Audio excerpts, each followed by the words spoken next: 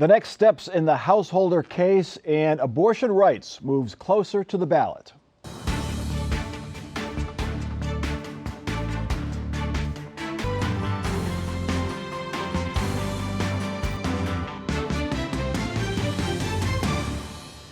Welcome to Columbus on the Record. It has been a week since the bombshell verdict that convicted Larry Householder and Matt Borges of racketeering. The former House Speaker and the lobbyist await sentencing for their roles in a $61 million bribery scheme. We still wait to see if other players in the case will face charges, including former Public Utilities Chair Sam Randazzo and First Energy executives and lobbyists who funneled the money to Householder and his affiliated Political Action Committee. Mike Miller, you are an observer. You're an attorney yourself, former prosecutor, observer of these cases. What do you expect to happen next in this case? Michael, I'm not sure how they've done this. They didn't indict everybody at once, assuming there is anything, and yet you would think, from what little I know, with First Energy saying they admitted to bribing people and so forth, that's their word, bribes, that was the agreement they made. The corporation can't do that. Somebody has to be doing it. Now, whether they've made some agreement, which they can do, it's their authority, that they're not going to be charged, I don't know. If I had to guess, a pure guess, I would say it's not over. But it may well be. They may have just decided to go this way. And I know, as we all know, the main player was Householder. Yep. And once he's been convicted, assuming it holds on appeal and so forth, then that may wrap it up. But that's really almost a layman's guess. The fact I'm a lawyer doesn't mean much. Yeah. Well, Jesse, you were in the courtroom for a lot of this. Were there any indications that other players maybe, because the First Energy executives never testified, which was odd, perhaps, I don't know. Yeah, well, there are a few people that either pled the fifth or were advised that they could have pled the fifth, so that could have been the case with some of the people you might have called from some of the companies. I think what I learned from the 7 weeks of the trial was a lot more about the involvement of executives from First Energy, but also First Energy Solutions, which later became Energy Harbor, the company that owned the nuclear plants. We learned a lot more about kind of their leaders and how they were also pushing for this ballot initiative and the money that company spent as well. So the assistant U.S. attorney afterwards, declined to answer questions about additional charges. We'll see what comes next. Sam, what do you think? Should the folks from First Energy, should they be held accountable? Should Sam Randazzo, who First Energy claims that it paid for influence, be held accountable? I think they all should be held accountable. What I was surprised at is that Householder's attorney could not find one with doubt. I mean, the evidence must have been overwhelming. And then, Michael, I have a question. What happened to the money? Did they have to turn that money back over? Where's the money? I don't know. I think the Attorney General may have some sort of a suit trying to recover some of that, Sam, but I can't tell you where it is. Householder could, but I can't. Yeah, well, he said in testimony he was going to repay Jeff Longstreth after the case was over, so I'm sure Jeff Longstreth is eagerly awaiting that check. To be sure. The FBI also seized, a couple $1 million from Jeff Longstreth's accounts when he was arrested. But a lot of the $61 million went to advertisements that we all saw on our televisions around the 2019 ballot initiative. So that money has been spent. Yeah, Jeff Longstreth is one of the folks who pled guilty in return for testifying against Larry Householder. He was the person who controlled the money. This week on our political podcast, Snollygoster, we spoke with Tyler Furman, the man who wore a wire to record Matt Borges when he tried to bribe Furman for inside information. After the 4-year ordeal, I asked Furman if this case illustrates how politics is done at the State House. Here's his answer. You see one party, whether it's the Democrats or the Republicans, one party takes power. They essentially have a free pass to get things done, especially with a supermajority. It's an opportunity for positive progress that impacts people's lives every day. But what we saw take place in Ohio was the opposite. And it's still happening. Look at what's going on at the State House now with the leadership fights and people throwing fits. You have all of this opportunity to do something good, and instead you spend it bickering with one another and fighting about who gets to sit where, All the while, parts of House Bill 6 are still in place. They're still in place. And the people at the top levels, not just the legislature, have remained completely silent and have acted like they had no idea about anything that was going on during all of this. I don't buy it. I think that it is absolutely the worst form of poor leadership, and it's a stain on Ohio. Lots to unpack there. We'll start with House Bill 6, Jesse. Is there any effort to get the subsidies for the coal plants that are still in place as it was a part of the bill repealed, or the putting back the renewable energy standards, which were also repealed as part of House Bill 6? Any effort in the legislature to fix that or change that? So I know there's been proposed legislation introduced to address the subsidies that are going to OVEC, Ohio Valley Electric Cooperative, which owns 2 coal plants, one of which is in Ohio, the other one is in Indiana across the border. And so that, I think, is a more likely scenario. That was added to House Bill 6 as kind of like a way to get more people on board with passing these subsidies for First Energy and First Energy Solutions. But there was a lot of opposition to the renewable energy portfolio standards and energy efficiency, especially within the Republican caucus, and kind of like the increasing requirements for those. I just think that's going to be a heavier lift. To the other part, Mike Miller, the stain on Ohio, he said since 2016, this is the way politics has been done in the state. Sort of all or nothing, bare knuckles, not necessarily for the public good, but for power. Well, I don't necessarily see it the way he described it. He's right about one-party rule, and it can be a problem. Of course, we've got that in the city of Columbus. I mean, I don't believe the Republicans have elected anybody to any city position in over a quarter of a century. And we've got very few at the county now. So, you know, one-party rule can be a problem. And I don't disagree with him that it's not necessarily good for the state or the city or the county, for that matter. I like to see interspersed of different people. But I don't think it's necessarily like that. You're going to find corruption, Mike, wherever you go, unfortunately. Whether it's lawyers, doctors, and politicians, it's going to happen. I mean, it's not limited to Republicans. The city councilman in Cincinnati convicted of bribery, awaiting sentencing. Back we go to, I think, 2012 with a Cuyahoga County, and that involved not only county commissioners, but I think judges. And, you know, it's sad, but it's just part of the, you know, human beings. So what's the fix, Sam? Can we fix it? Well, before I answer that, it was Dewey Fuller, county commissioner, Republican, and Jeanette Bradley, member of city council, last 2 Republicans. That's exactly right. Yeah. We have to find ways to make it competitive.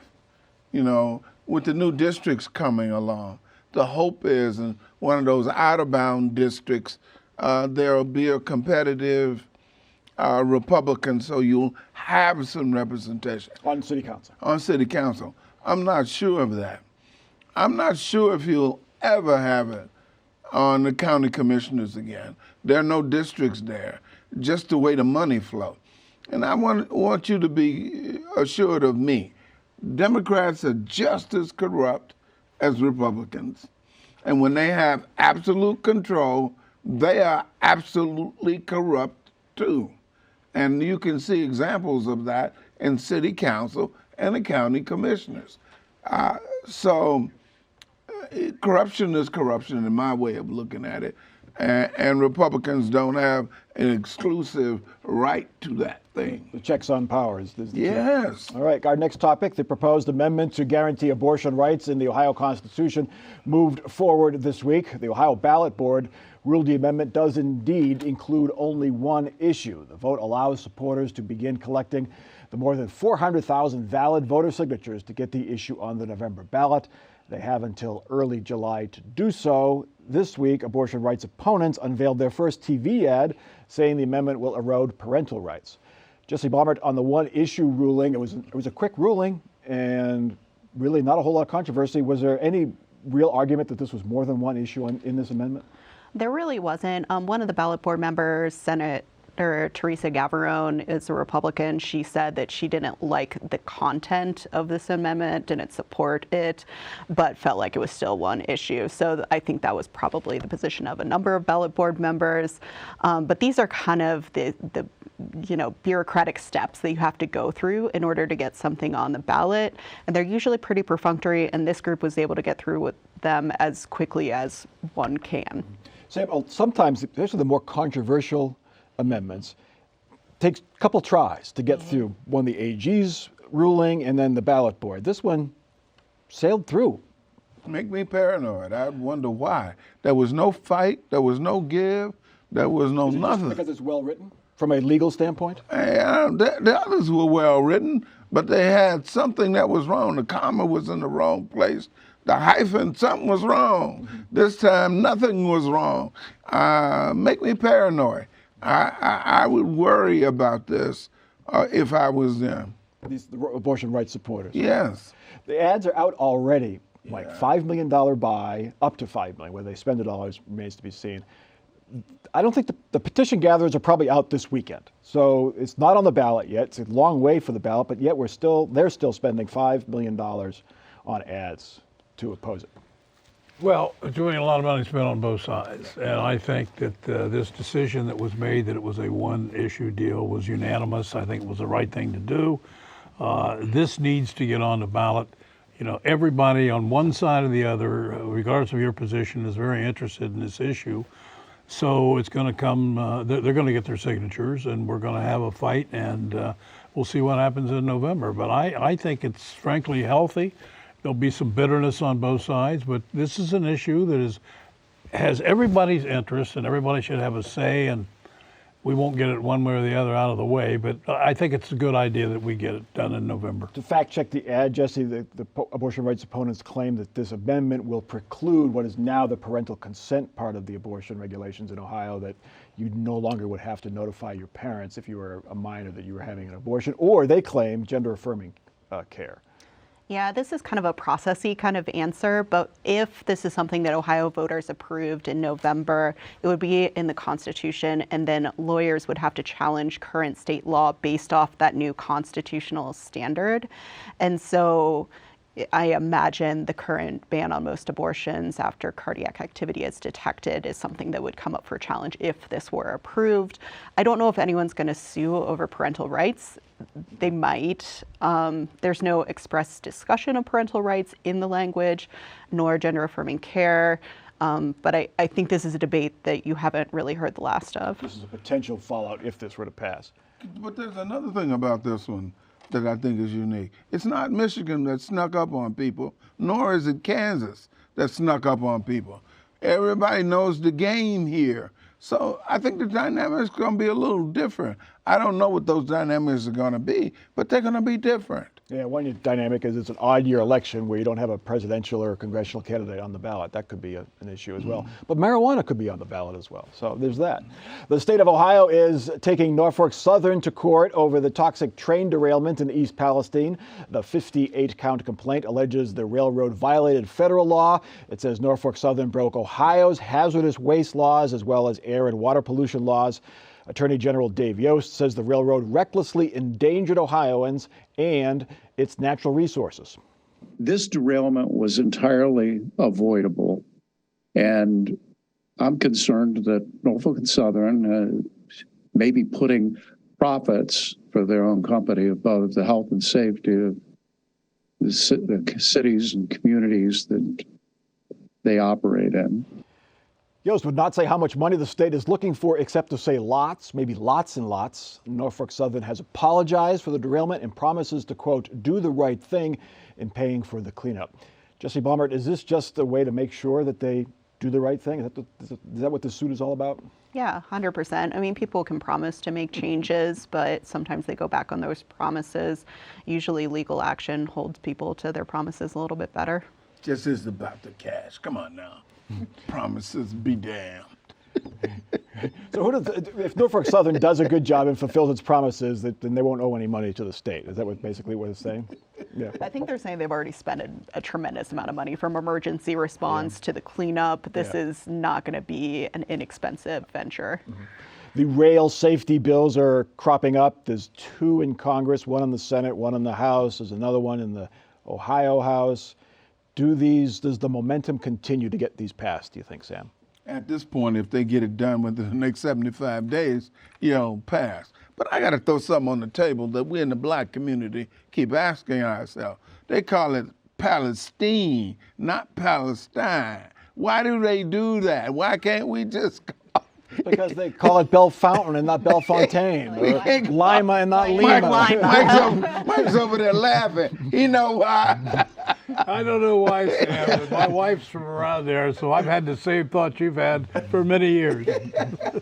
Well, all these cities were used to be called Berlin. Now then they were all Berlin after World War I, were they not? I don't. Anyway, railroad industry, Jesse is also kind of starting to push back on the Ohio changes, the one that would require a couple conductors on the train, things like that, not to be. They say it's going to hurt short-run railroads. Yeah, like the smaller railroads and so forth. So this was just added to the state transportation budget. We really need to hash this out before the end of the month. So you're going to see a lot more discussion and possibly some more changes before then. But the initial proposals were like requiring 2 crew members and like these wayside detectors. Like you said, there's also federal legislation that's being considered that would be more sweeping and affect more than just Ohio. Will these regulations help, you think, Mike? I mean, the one especially where you monitor the tracks every 10 miles or so. Well, it can't hurt, but accidents are going to happen, and the railroad is clearly at fault, and they're going to pay a tremendous price, and all this stuff. Attorney General brings suit and so forth, but I think you'll see suits from private citizens up there. It's going to go on for a long, long time, and the railroad is going to spend millions and millions to get this thing squared away. But I think they will. It turns out if you offer private school vouchers to every student in Ohio, it's going to be expensive. So says the Nonpartisan Legislative Service Commission. It analyzed the backpack bill, which would allow any student, regardless of income, regardless of the quality of their home school, to get a voucher to attend a private school. If everyone now attending a private school got a voucher, it could cost more than $1 billion. Supporters of the bill say it won't be that expensive because not everyone will take advantage of the voucher. Sam Gresham, it seems to me that if you have $5,000 sitting out there, you may not get it the first year because you didn't know about it, but eventually you'd take advantage of that, wouldn't you? You're right. But there's something very hypocritical about this. I thought they were called private schools and public schools. So somehow we have blurred the lines here, and we're going to take public cash to make private schools paid for. The argument is that you pay school taxes as a taxpayer, but you don't send your child to a public school and you have to pay the tuition, that you should get some kind of compensation for that because you're paying public school taxes but not getting a quote benefit from it. Is the Direct. exclusive image dissipate because you have public money now? That's the argument, though. Yeah. That's the argument. I think it's absurd, and I think it's criminal that they're going to take what little money public schools have. It's an interesting, they reduce the taxes, they reduce the money they take from public schools, and now they're going to take these voucher programs, and then they wonder why public schools don't work. Mike, thoughts on private school vouchers, publicly funded? Well, it doesn't surprise me a bit. Sam says you wonder why public schools don't work. They haven't worked in a long time. And it's a very simple process. All kind of people, from rich people to poor people to in-between people, want to figure out some way where they can send their kids to school that's not a public school because it's been a disaster. Now, this is just one way, and obviously a lot of people are opposed to it, which I understand, but the problem is never going to go away unless the public schools start doing far, far, far better than they've been, not just for the last few years, but for the last 20, 30 years. It's been just a disaster. Jesse, on the price tag, it has to scare a lot of people. If it is $1 billion, will that prompt some compromises with this, where there will be an income threshold on the backpack bill? Or do the supporters want to just say, everyone gets it, regardless of where you live or how much money you make. Yeah, I think the price tag is going to be a point of discussion. Also, just like the dynamics of the Ohio House of Representatives right now, there's a lot of fractures within the Republican caucus. They've had to rely on Democratic votes for things like the transportation budget and potentially the operating budget going forward. And so if you have to negotiate with Democrats on something like this, you're going to see some changes. Homeschooling would get, under the original version of this bill, would get the same as private school vouchers, I believe, correct, Jesse? Yeah, it looks like homeschooled, non-public schools, so private schools.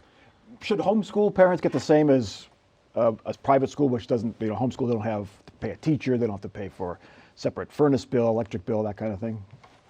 Mike, do you think? Well, it's a good point, Mike. I don't know. I think every child should have roughly the same opportunity. And everybody thinks that. I mean, that's just not me. Whether you can say, well, since you're homeschooled, you should get a little less. I suppose if that opportunity is the same, you can't run conclusion to another. But I think it's the big problem is what I've set forth. It's got to change. And remember, homeschool people do this on their own too. Yeah. A lot of African American students take the vouchers now. They're in troubled schools in the city of Columbus. They go to the Catholic school down the street. It's a way for them to get a different atmosphere for their child. They think it's a better deal. Is the competition, is there any benefit to that competition, Sam? No, in my opinion. And I've been down that road. I have 3 sons.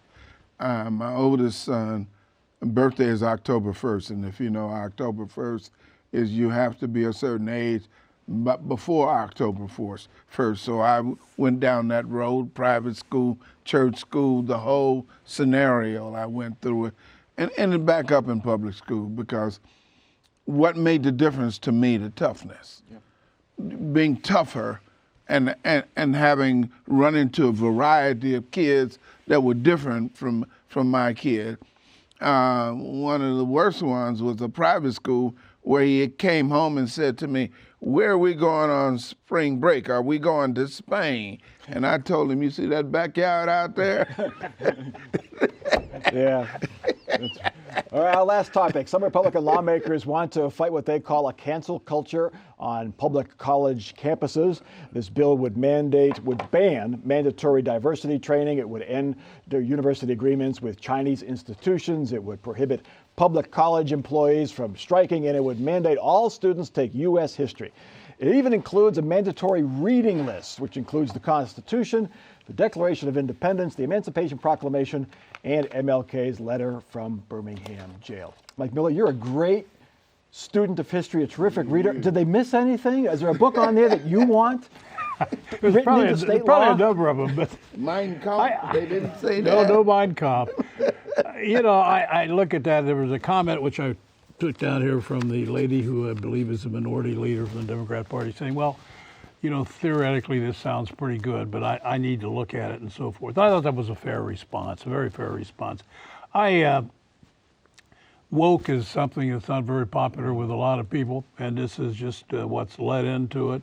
Whether it happens, again, it's just part of the split in the country right now. The one wants this side, one wants this side, and they fight over this. But I believe a lot of people, to gain their citizenship, I may be wrong on this, have to do these things, same things. Anyway. The Constitution. Right. So it doesn't sound like it's bad to me. Sam, let's face it, college campuses tend to lean left. Mm-hmm. And I think there are some conservative students and faculty who feel that they cannot speak up freely on college campuses. Right. How do you fix that? Can you do it with legislation? I think you can do it with legislation, and I also think the tenure structure has to be stronger, that allows college professors to say things. When I was growing up, high school, you had the Constitution test, and you had to pass the Constitution test in high school. You had to pass 2 tests, the U.S. Constitution and the state of Illinois Constitution. So yeah, we did this.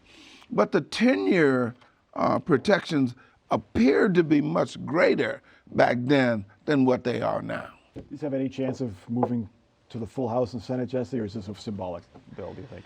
Well, I think there's going to be a lot of debate on it. As you mentioned, you went through a laundry list of things. There's even parts that require like evaluation of whether professors are cultivating a classroom free of bias. So there's a lot in this bill. It could be challenged by just the weight of it, but we'll see. All right, let's get to our final off-the-record parting shots. Mike Miller, you're up first.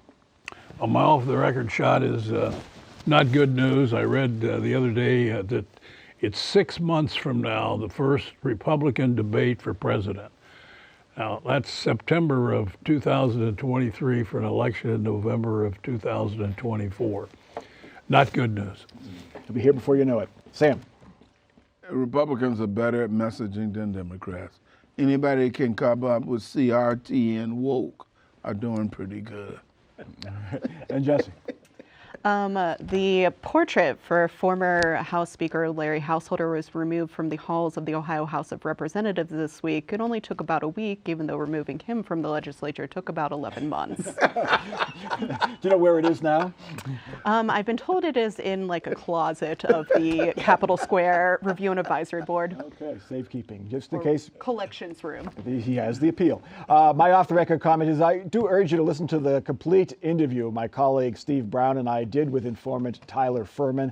It is on our weekly political podcast, Snollygoster. You can find it and subscribe to it wherever you find your podcast. It's a really interesting interview and again, takes a little peek behind the political curtain here in Ohio, and it's not a pretty one. That is Columbus on the Record for this week. Please continue the conversation. You can follow us on Facebook. And a reminder, you can watch us anytime on your time. Say you're watching basketball this time of year, you can catch us at our website, wosu.org/COTR, or on the PBS video app. For our crew and for our panel, I'm Mike Thompson. Have a good week.